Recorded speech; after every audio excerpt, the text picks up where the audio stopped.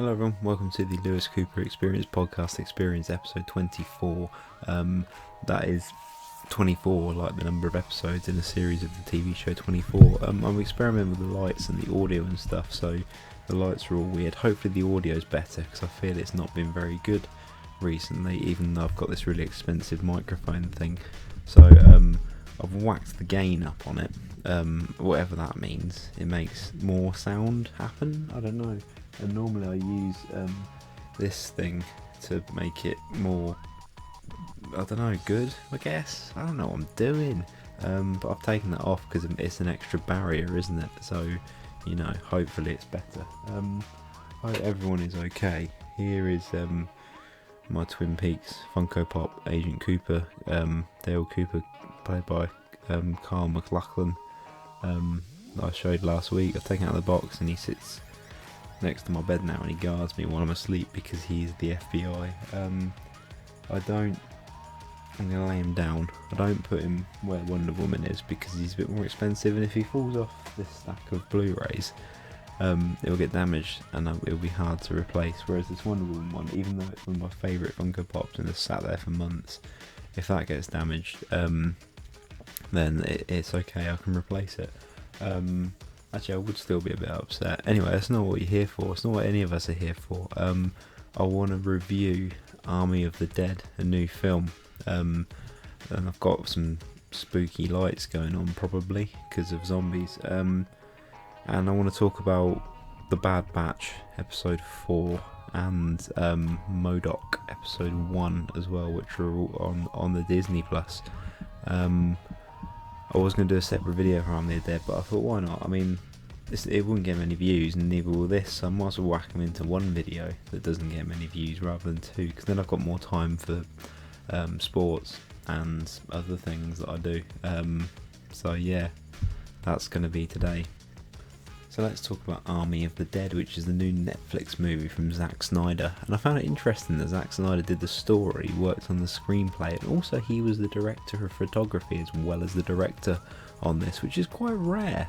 You know, normally director of photography is a different job done by a different person because it's a whole different thing.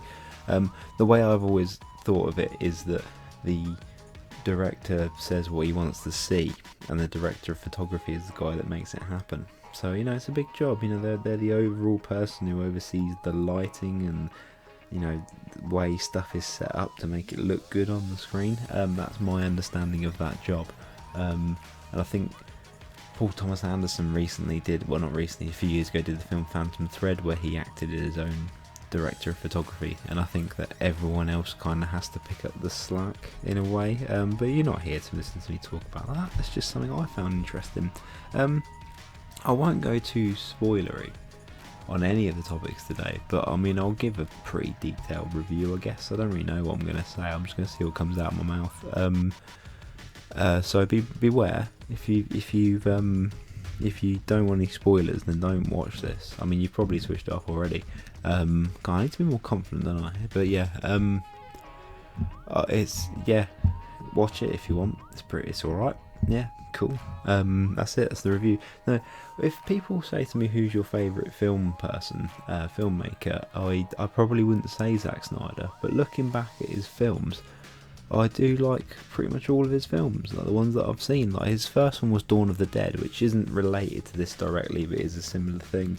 And I liked that when I saw it years ago. I should probably watch it again at some point. And I like 300. I really liked Watchmen. I like Man of Steel. I like Batman vs Superman. I like his version of Justice League. There's another one that I can't think of at the minute, but I thought, yeah, actually, I do quite like Zack Snyder films, and they are what they are. And he's pretty ridiculous in what he does, but I like that, you know.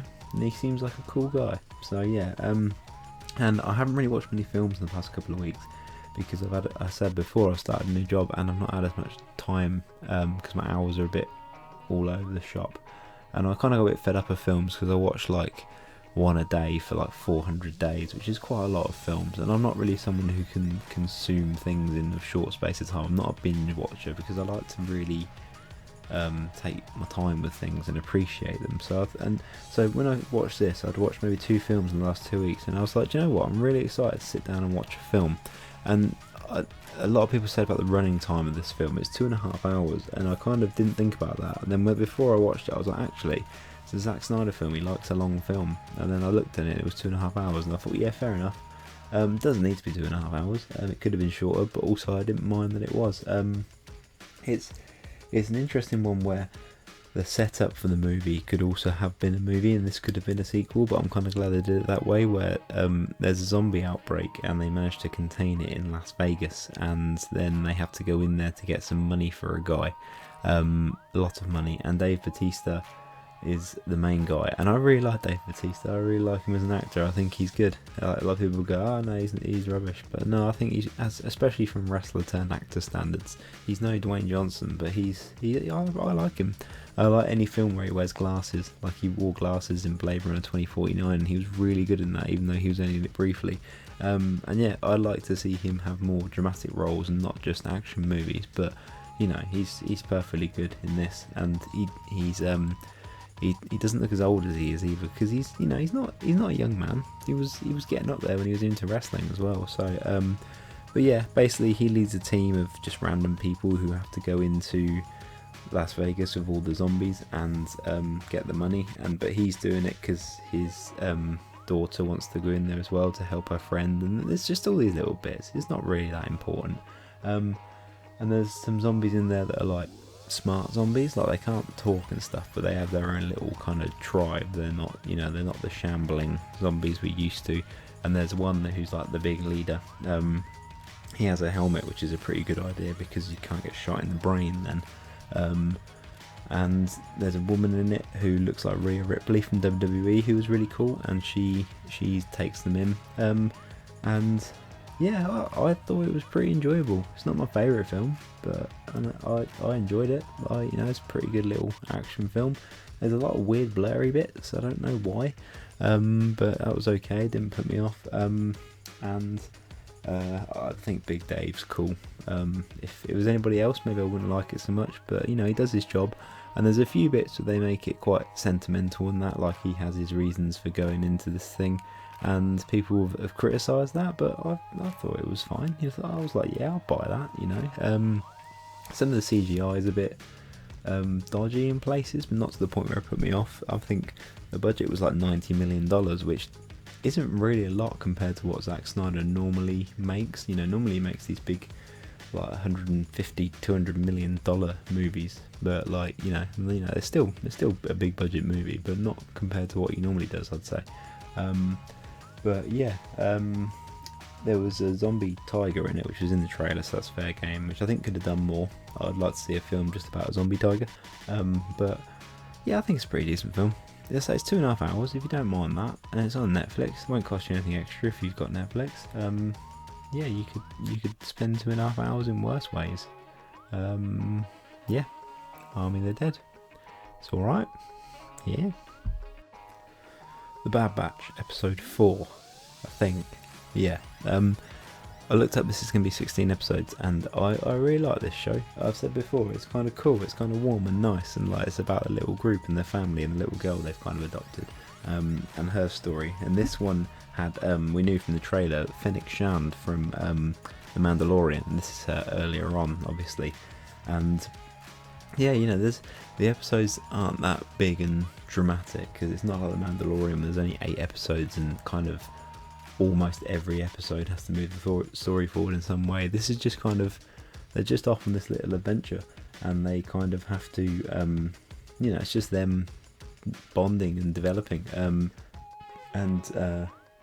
Yeah, it's just very nice. It's just a nice little show to watch. It reminds me of Rebels a lot, where it is just about this crew in this ship on their little adventures, and I think I'm going to really like it, and I think it's going to really develop as it goes on, as a series, excuse me. There's